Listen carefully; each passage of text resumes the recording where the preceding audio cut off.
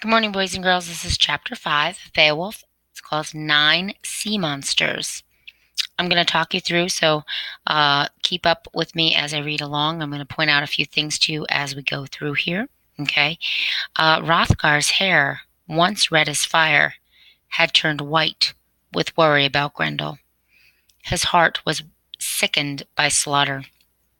So many men had waited in Hallharret to face the fiend and been eaten for their courage, that the king had come to think he was being punished for his pride in building such a magnificence. He rested his jutting jaw on his hand and welcomed Beowulf without such confidence. "I knew your father," he said, after they had exchanged salutes. "He was a strong man with an eye like an hawk's." Beowulf blinked and smiled. "Great Hrothgar," he said politely, "I am not tall, as you can see, and my enemies liken my eyes to the bat's. But the bat knows well enough where he is going in the night, and so do I." Hrothgar shook his head slowly, as though it buzzed with sorrow. "I suppose you have come to fight Grendel," he muttered. "Please go home again. There's nothing anyone can do." Beowulf sat down on the steps by the king's throne. His manner was relaxed and easy. Hrothgar could not help liking this plain young man. There was such an air of simplicity about him. He shuddered and touched the scars on his own face, livid marks made by Grendel's claws, as he thought what the monsters would do to that simplicity. Beowulf was eating an apple. He bit into it with cheerful determination. The tips of his fingers were square. Hrothgar noticed how strong his wrists were. Beowulf said, "These apples are good. Do you want one?" "Where do they grow?" "In the valley on the other side of the hill. I had my men pick a sackful as we marched past." Beowulf nodded to one of his followers. The man chose an apple from the huge bag he had been carrying on his back and brought it to the king. Hrothgar balanced it on the palm of his hand and considered it doubtfully. Now, boys and girls, I'm going to just let you know the apple is a symbol. It's something that the author used to symbolize something in the passage. Let's see if we can figure that out. "That grove is witch work," he said, looking at Beowulf as though he expected him to turn into a pig any minute. Unferth slouched over a cup of rich mead, sticky in his whiskers, grinned agreement. "An old witch spat her teeth out there," he muttered. "They were bad teeth, green and red and rotting. They grew into apples, into apple trees. Nobody in his right mind would eat fruit like that." Beowulf took a big bite and finished his apple, pips, core, and all. "You feel well?" asked the king. "Never better." "But you heard what Unferth said." "I heard." Unferth scowled and poked at his boil. "Only someone wicked could eat witches' apples and come to no harm," he insinuated darkly. So by insinuating here, he says only someone wicked could eat witches' apples. He's insinuating that Beowulf must be evil. Beowulf laughed. Hrothgar thought that it was a long time since he had heard such a free and easy sound in Hallharret. "I don't like being laughed at," whined Unferth, drawing his dagger. Beowulf swiftly handed him an apple. "Don't peel them myself," he said. "Things seem to lose things with their skins off, don't you think? But every man in his own taste." Unferth skewered the apple with his blade. Hrothgar and Queen Wealhtheow were smiling at his discomfiture.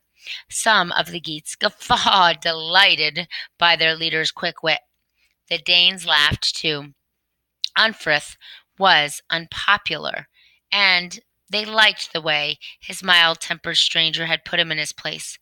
Unferth could not stand it. He sliced the apple in two and kicked the pieces away. "I say again what I said before," he hissed. "The apples are bad, and only a bad "The apples are good," broke in Beowulf, his voice calm but firm. "Listen, Unferth, and I will tell you something. You think that bad brings forth bad only, and that a good man should hold apart from it? I suggest that things aren't so simple, so black and white. Even the wickedest person can do good for someone. A truly good man finds good where he can." "So you are truly good, are you?" sneered Unferth. "Not at all," said Beowulf. "Bad teeth don't belong only to witches. I have some myself." He opened his mouth and pointed.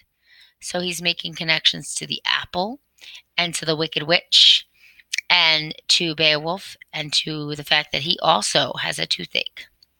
Unferth sniggered. "Riddled with rot," he said, "and your teeth have absolutely infected your tongue. Riddles and rot, that's what your talk is."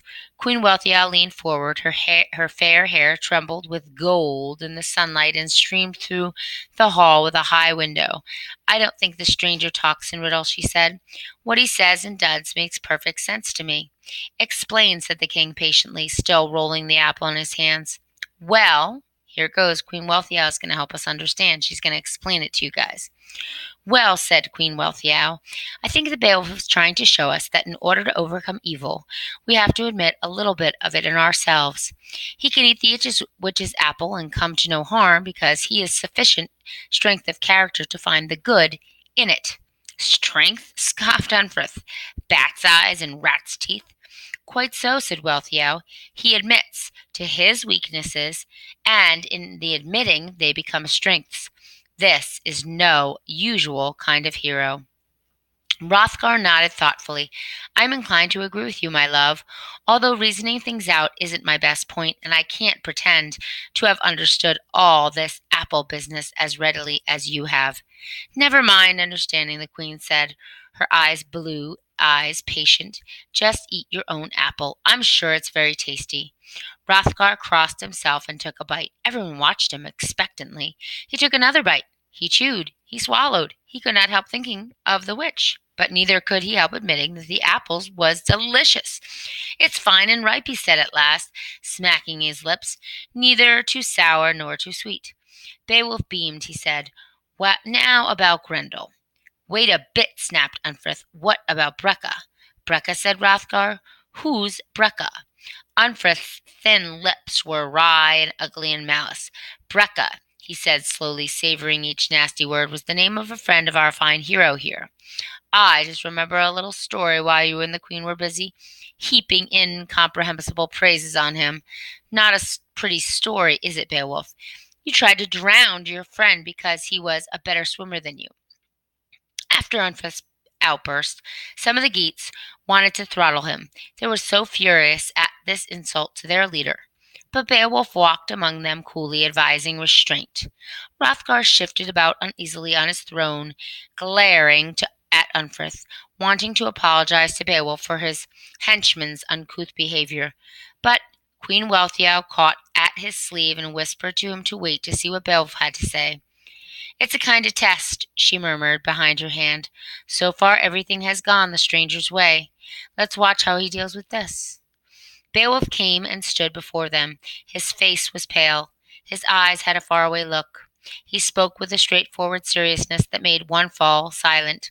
His voice echoed, compelling, in the hushed halls. "Mighty Hrothgar, wise Wealhtheow," Beowulf said, "the truth is not as your man Unferth has told it. What happened was this. When I was a boy, I had a friend called Breca. We both loved swimming. We used to go out together and wrestle with the waves whenever the weather